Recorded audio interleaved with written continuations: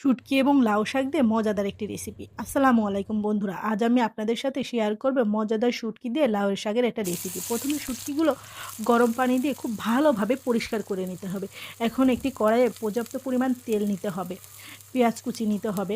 পেঁয়াজগুলো নেড়ে চেড়ে ব্রাউন কালার আসলেই তার ভিতরেই দিয়ে দিতে হবে বাকি উপকরণগুলো। তো এখানে আমি আগে থেকে আলু কুচি, মরিচ, রসুনের রসুন আস্ত নেওয়া কি কোয়া সহকারে যেটা আপনারা নেন না কেন, আর শাকের ডাঁটা এবং শাক খুব ভালোভাবে ধুয়ে আমি রেডি করে নিয়েছি।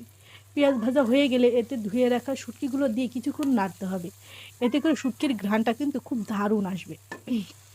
এরপর এখানে ফালি করে কাঁচামরিচ, রসুন কোয়া, স্বাদ মতো লবণ, হলুদ গুঁড়া এবং মরিচ গুঁড়া দিয়ে দিচ্ছি।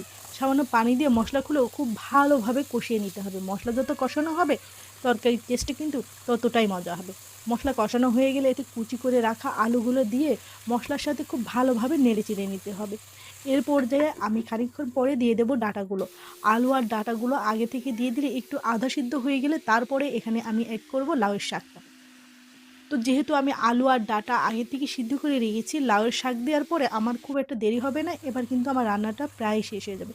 তো দেখো আমার রান্নাটা কিন্তু হয়ে গেছে। তো আমার রেসিপিটা যদি তোমাদের ভালো লাগে অবশ্যই লাইক, কমেন্ট, শেয়ার দিয়ে আমার পেজের সাথেই থাকবে। ধন্যবাদ। আল্লাহ হাফেজ।